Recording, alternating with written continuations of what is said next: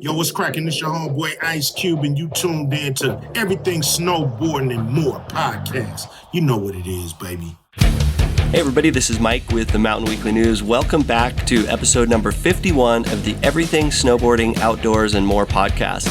This week's podcast is being sponsored by OK E-Bikes, OKAI. OK E-Bikes is probably the first company to manufacture a true smart e-bike. We just posted the review up of the EB50 e-bike. You're going to love this thing. It is gnarly. Touchscreen computer. You can control everything from your app.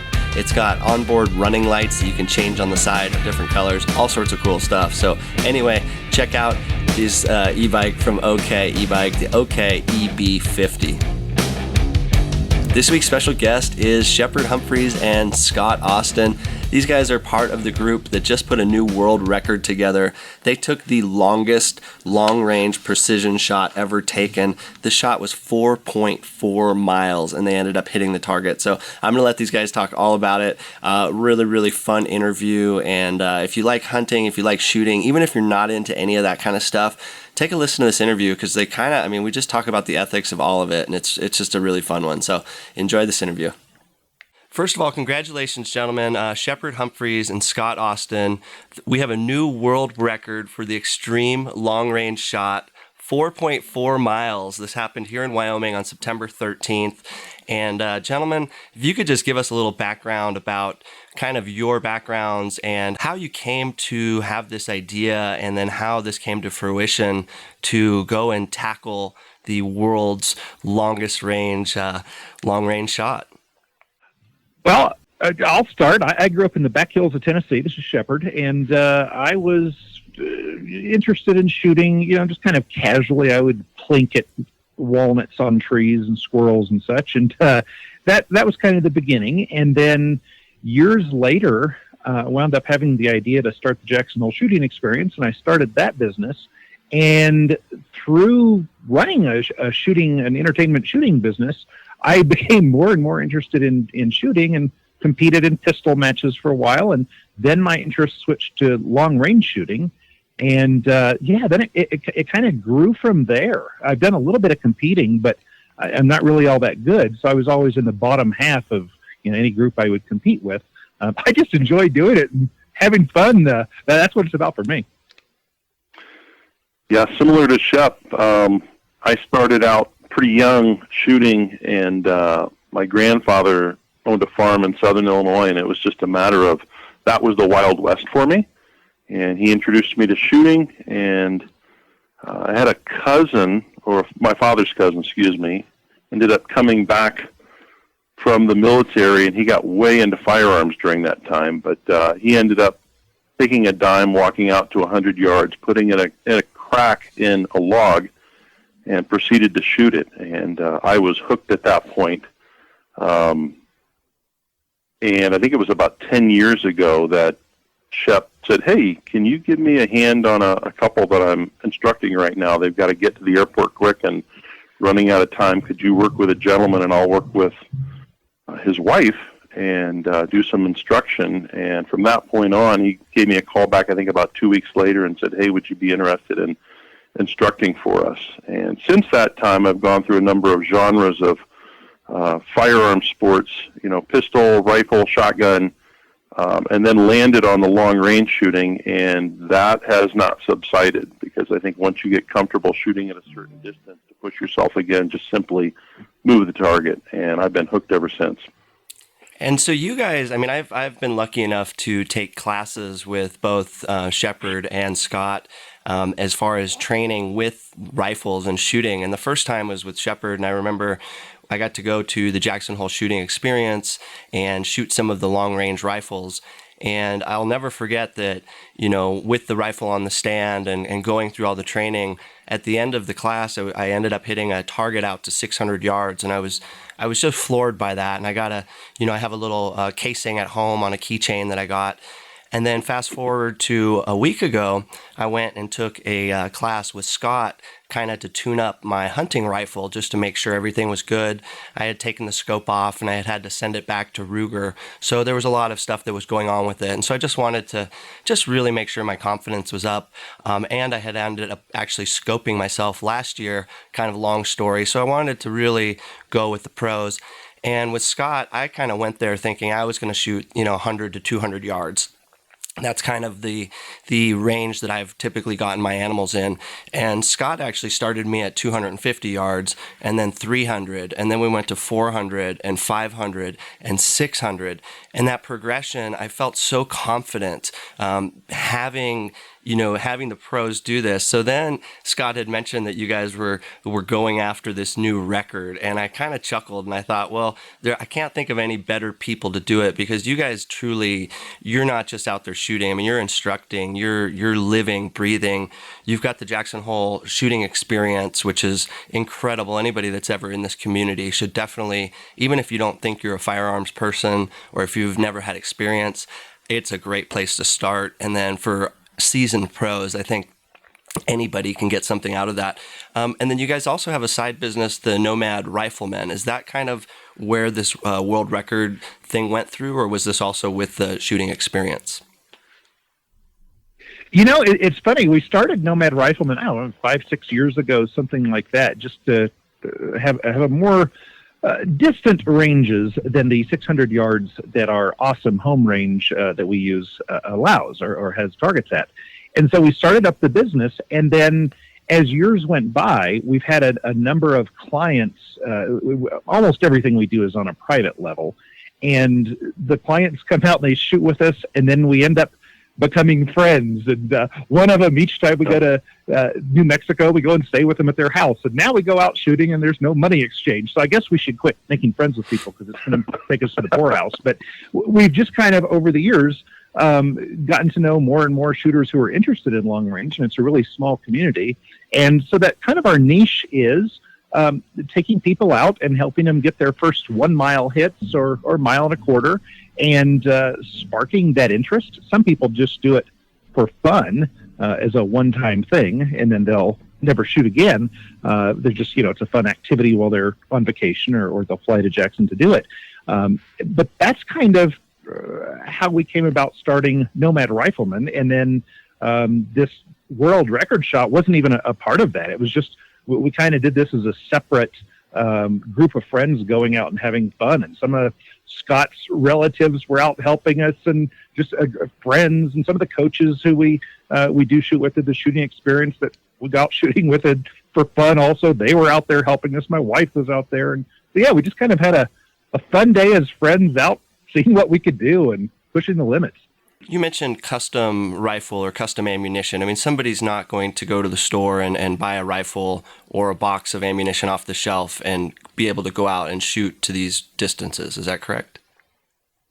Absolutely. This is so finely tuned. I mean, just to give you an idea, there was the first part of this equation is purchasing a bullet that we believe will make the transition going from supersonic velocity to subsonic and being stable after it goes through that transition.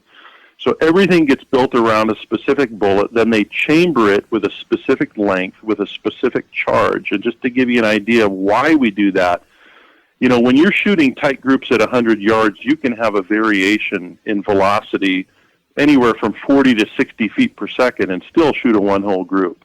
You won't be able to do that at these kind of distances. In fact, if you look at the data on this, every foot per second variation in your velocity would equal 32 inches of vertical spread at 4.4 miles. So the whole goal in going from the bullet or working from the bullet out is to get low standard deviations from shot to shot. Otherwise, you're just all over the map, and you're just lobbing them in there. And I know there's been some naysayers going, yeah, you guys are just mortaring them in. But if you truly understand what it takes to get a bullet anywhere near that target, you'd say, wow, that's quite the goal.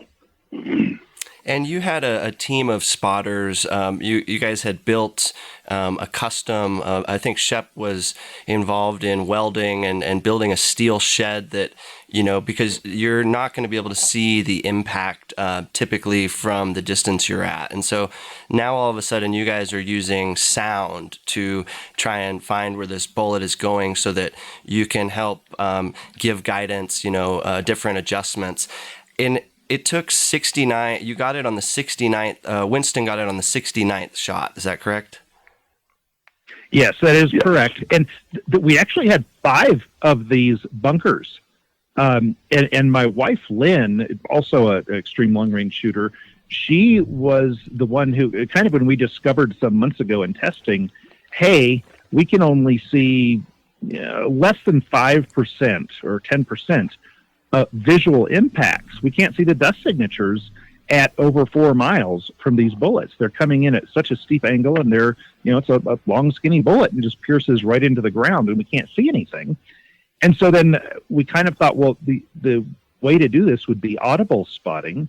But then you think about if you were standing out in the lawn, Mike, and I tossed, you closed your eyes, and I tossed a pebble, and you heard it land, you could roughly say, yeah, it's somewhere off to the right, 5 or 10 feet away, but you wouldn't be able to pinpoint it like you would if I threw it into a dusty area and you actually saw a plume of dust come up.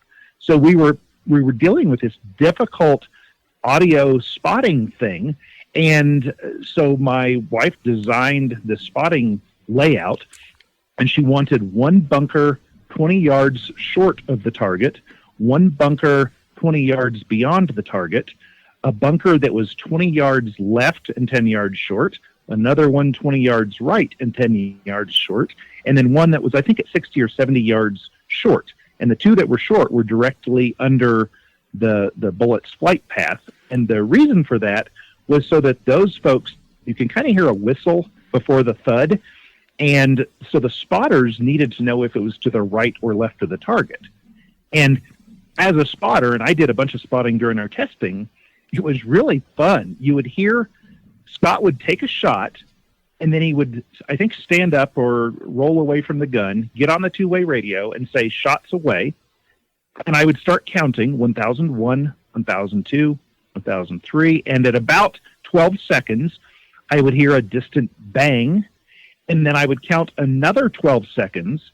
And depending on how high the bullet was above my head, I would hear either a whistling sound or nothing. And then I would hear a thud, a thump, as the bullet went into the ground. And as we continued testing, the groups were nice and tight. The last 7 of 8 tests, they were all within a 50-yard area of the target. And then we just kept trying to figure out how to hone them in more. Wait, so when Winston pulled the trigger, you're saying it was up to almost 24 seconds until impact? That is correct. 24.5. Yep. Wow. I mean, this is... And therein lies some of the variability in a shot like this, because we don't have technology at this point to predict or control what's happening in the atmosphere 2,500 feet above our heads, because that's where the bullet's flying. Wow. And so obviously things like weather came into play. You had to have a safe location, a location where there was no chance of anybody walking in. Obviously, you guys are really mindful of wildlife. When we were out at the shooting range, yep. Scott had mentioned, hey, there is a chance that, especially during hunting season, the animals know that this is a safe area. And so if a deer walks out, like, that's not happening. And it was really nice because what you guys are doing here, I mean, this is, for somebody that doesn't hunt, that's listening to this podcast, these aren't the ranges that people hunt by any means. Typically, like I said, for myself, 100 to 300 yards. Scott did get me up to about 600. I think now I would comfortably take a shot to 400. If I really needed to, possibly 500. What is, a typical, like, if somebody's going out to the range, what kind of long range do they like to do? I mean, is it trying to go to 600 is kind of the standard right now for people that are, just have, maybe a hunting rifle or a long range rifle that want to go out and do some target shooting? Well, I'll give a brief response, and then go ahead. Scott is a hunter, so he'll chat a bit more about this, but I'm not a hunter. I'm not a big game hunter. But when I go to long-range shooting competitions and I'm competing against people who are much better than I am, and they're hitting first-round hits at 1,200 yards on not too big of targets, and I hear all these guys chatting, and they say they would never take a shot beyond 300, maybe 400 yards. And these are some of the best shooters. They say it's just not ethical. You don't know what the animal's going to be doing. So that's kind of my thought. Scott has mentioned a good point to me that if a person is really good at shooting 1,000 yards, then you still go out and hunt at 200 or 300 yards.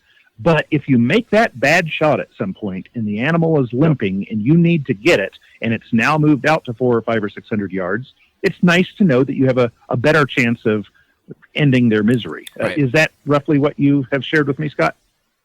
Yeah, absolutely. If Mike, as you spend more time out hunting, it's not if, but when, you're not going to have that perfect shot. And we have great respect for the animals that we're pursuing. And at that point, when you make that shot that's not perfect, it's your responsibility to get it, suffering over and done with as quick as possible. So that's one of the things that I really enjoy in terms of training people is, they'll say, well, I'm never going to take a shot like this. Well, I'm like, well, thank you. And I greatly appreciate that.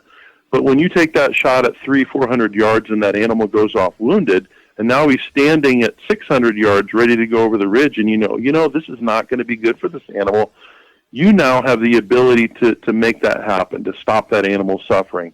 And I think the biggest issue for me, although I can appreciate some of these guys' ability to shoot is absolutely phenomenal, far better than mine. Maybe not Shep. Shep undersells himself. He is a phenomenal shot. He's just very humble about it. But the issue is what's called time of flight. When you press that trigger, there is a time lag from when that bullet leaves your barrel and ends up hitting that animal. And once you get past, I would say for me, myself, and I, 500 yards would be the absolute max that I would ever take a shot. And every aspect of that shot would have to be perfect. Zero wind, I'm laying prone over something that is absolutely rock solid, and I know my gun and I know my dope, which is data observed on previous engagement. That means I've plotted that bullet to those distances. That is the very max that I will shoot at an animal, because that time lag, anything past that, and that animal has the ability to take a step, to bend down, to feed, to do whatever, and you can't control that within a longer time lag. So we really, really, really encourage people, do your due diligence. Hunting isn't just about the shot. It's about the experience. It's about the pursuit. Getting close to the animals, you'll find it's far more exciting than taking a long shot. I mean, I get all my kicks and giggles and adrenaline rush shooting at stuff at a mile or 1,000 yards or 600 yards, something like that. Don't go get your kicks on animals. That's, it's great when you make a great shot, but they're not to practice on in that sense, would be my thoughts. For sure. And you guys do it really, I love how you're explaining this and how you're teaching it and the ethics of all of this. What about, in the armed forces, like what kind of range would snipers, somebody, in the U.S. military, what are they practicing at? Well, I'm a big peacenik, so I'm not going to support or condone any of that nonsense. But it kind of depends on the situation. It kind of comes down to probability.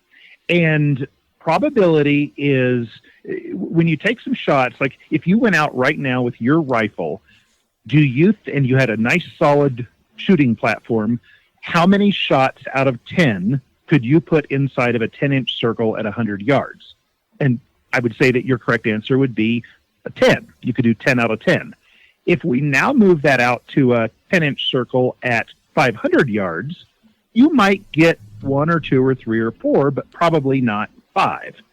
And then as we go out further and further, our hit probability, Scott and I argue about this, but our hit probability at 4.4 miles with no wind, I think it's somewhere around 1 out of 50, 1 out of 100 shots.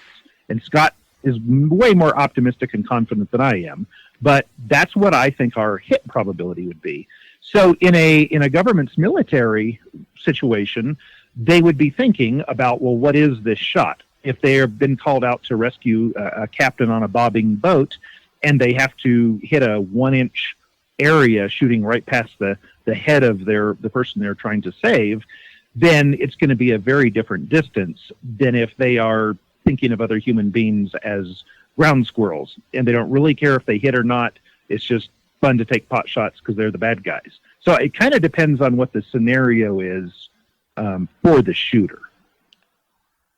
Yeah, and Shep and I are in different places in terms of, philosophically, spiritually, those types of things. I believe that there are bad people that do bad things.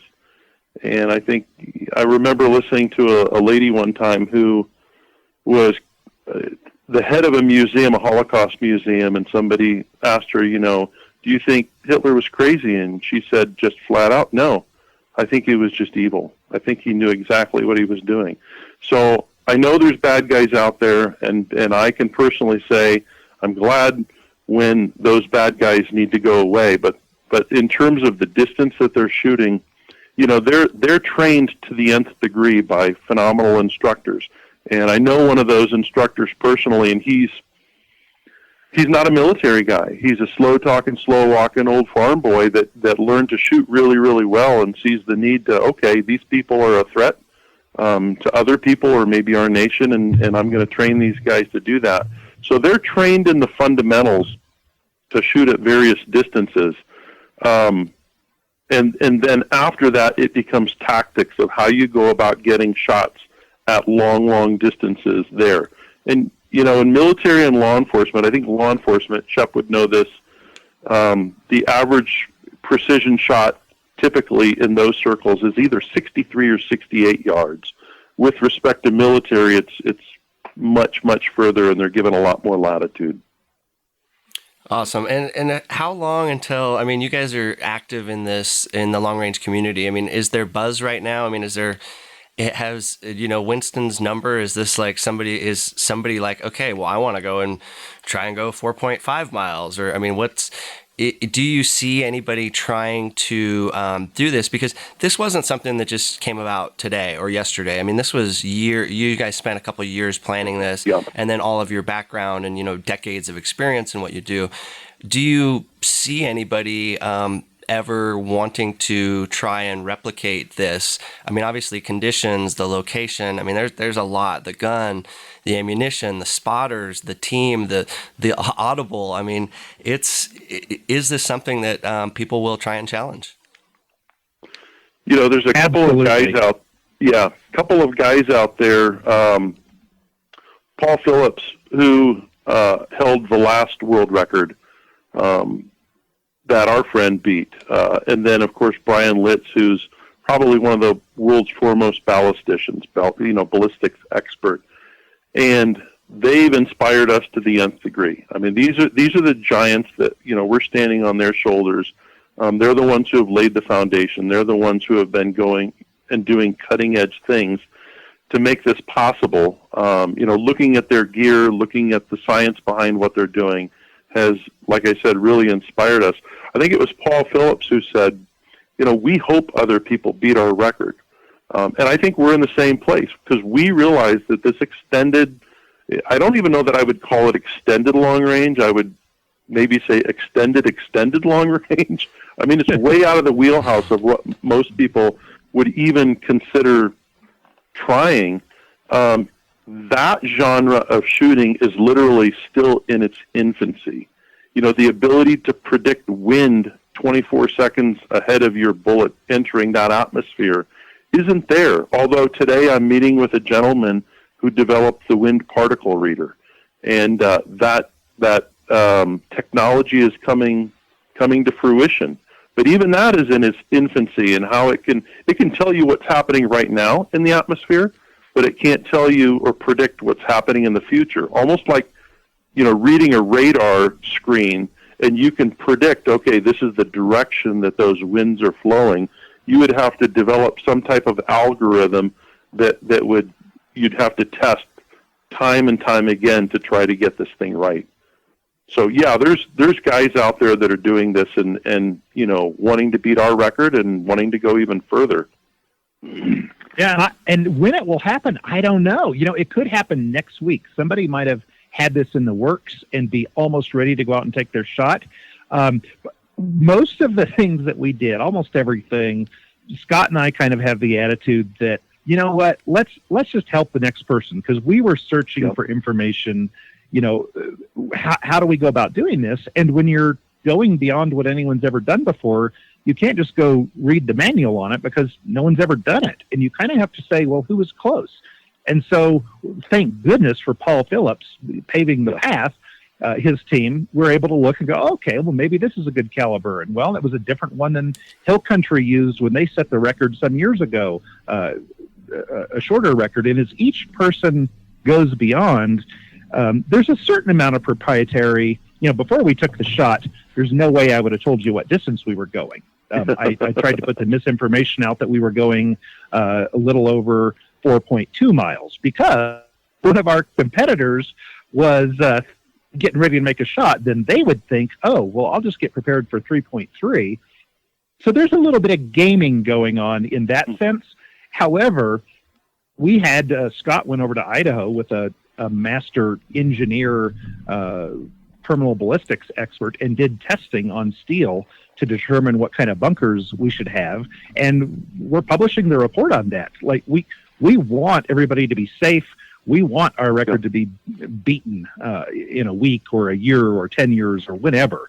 I suspect that 5 miles will happen within 5 years, perhaps much sooner, but I think someone will get 5 miles almost certainly within 5 years. No, I was just going to say, we've got a few things behind the scenes with respect to technology and design on certain components that we believe could potentially be game changers in this. And so we're working with the people on that to hopefully make some more aha moments. So stay tuned on that. Shep's like, no, because this was a lot of blood, sweat, and tears to get here.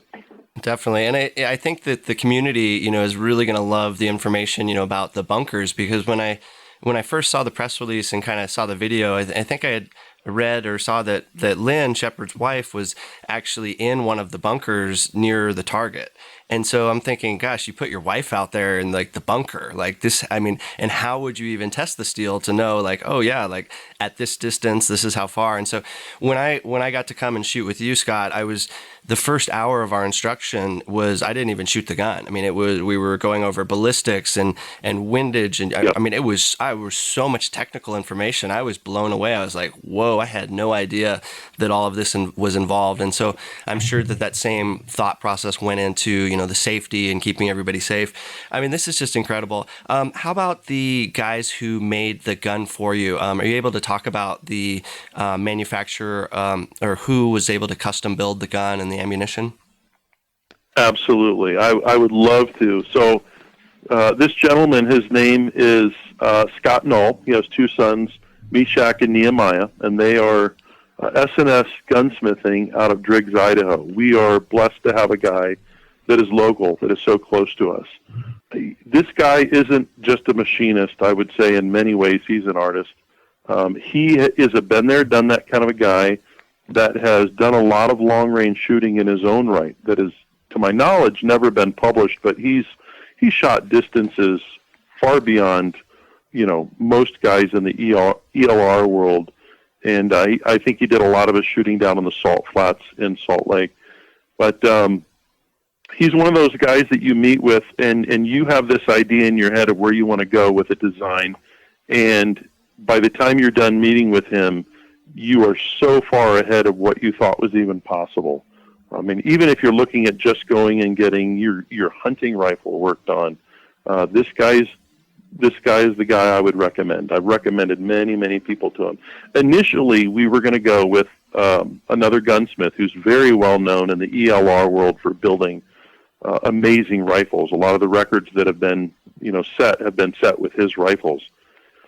And unfortunately, we weren't able to make that connection, and we're kind of scratching our head and looking at what Scott had been doing just for some of our rifles shooting at the range. And I'm like, I think this guy has the ability to do that. And he definitely made it happen. So kudos to Scott.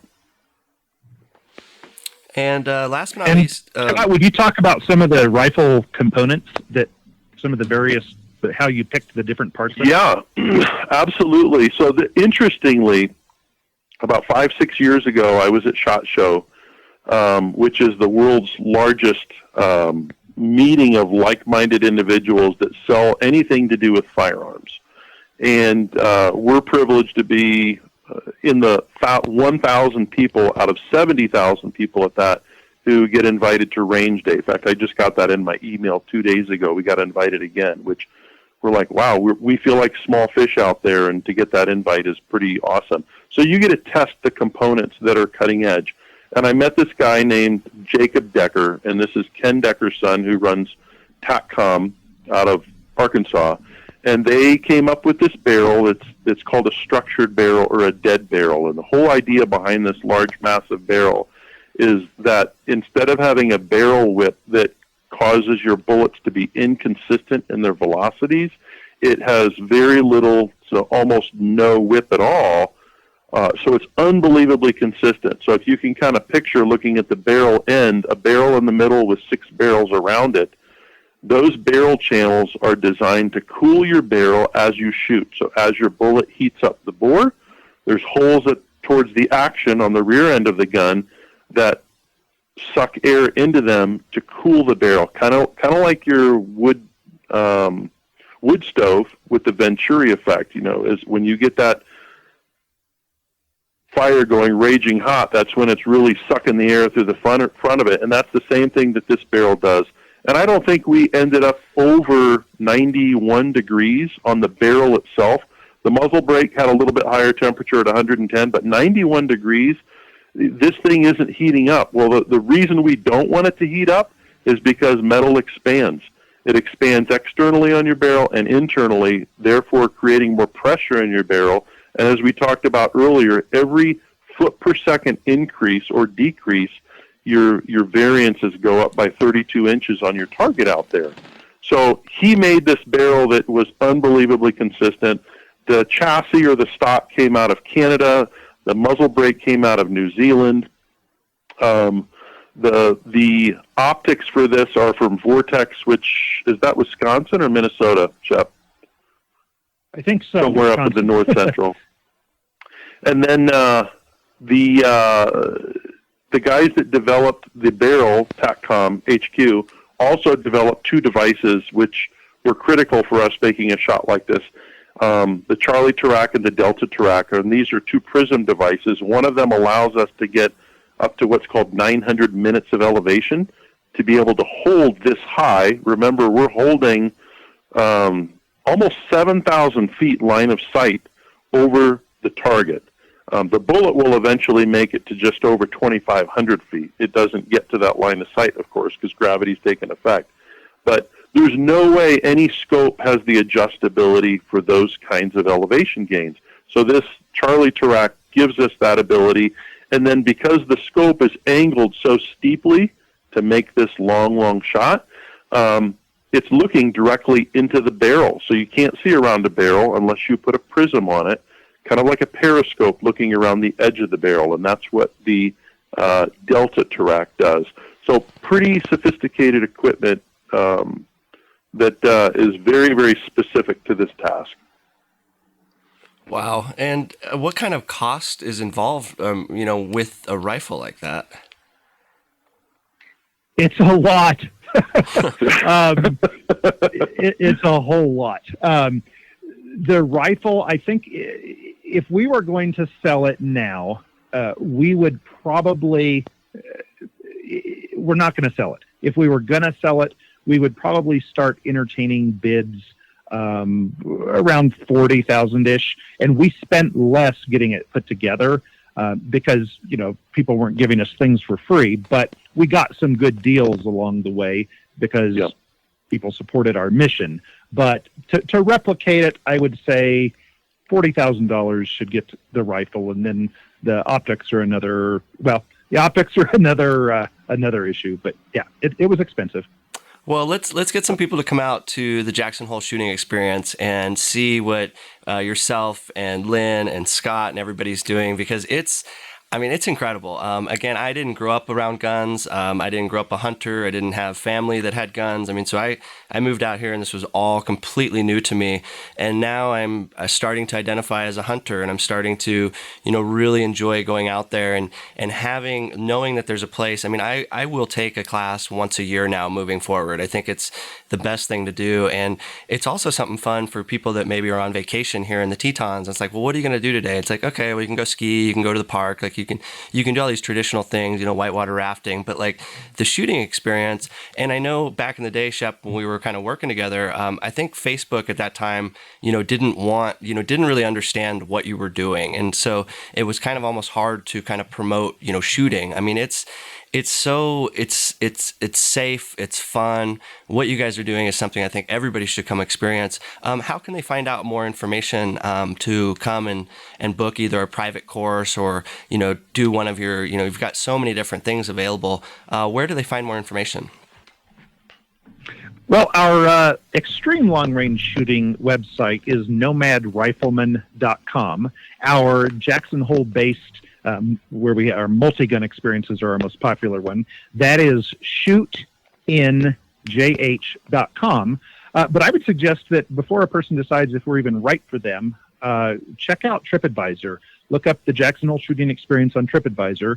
And that way we're not getting my slick salesman pitch. You're kind of getting what other people had experienced who have been out and done it, and see what they think of it. Well, and you guys were some of the first guys that I called and reached out to.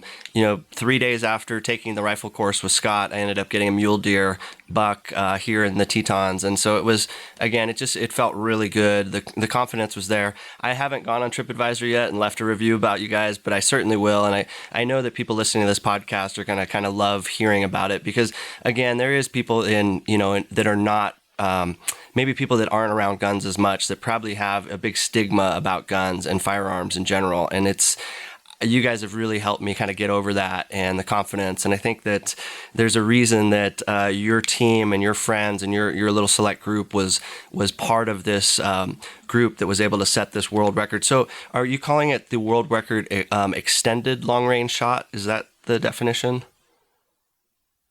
We haven't even really talked about a good name for it. I don't know. Let's call it a fun day. That's good enough. Or world record extreme. I don't know. Whatever. It was just a ton of fun to see it happen.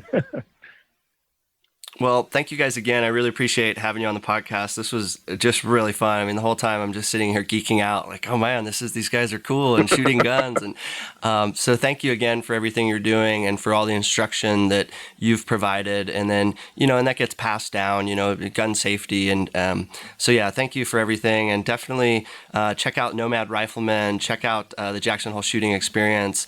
And like Shep said, TripAdvisor probably has lots of really fun reviews on there. So definitely worth checking out here in the Tetons. And congratulations, gentlemen. Thank you for the Mike. opportunity. Fun chatting with you. All righty. Well, you guys have a great day, and I look forward to coming out and shooting with you again soon. Thank you. Thank you. All righty. Bye. All right, well, that was an incredibly fun conversation. Those guys, Scott has helped me, Shepard has helped me. I ended up getting a mule deer buck a couple days ago, and I was out there. I had that confidence that I knew Scott had shown me. I was walking through the woods. I didn't have time to get to my knee or to get to a rest or to pull a shooting stick out.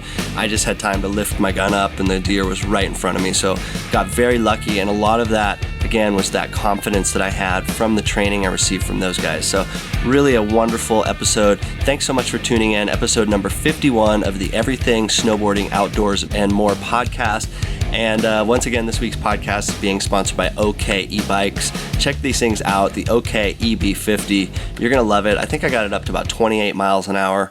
A little bit on the heavier side, big fat tire bike, but man, for cruising around town or for the winter time, this thing is going to be really fun to ride. So OK e-bikes, thanks for sponsoring this episode.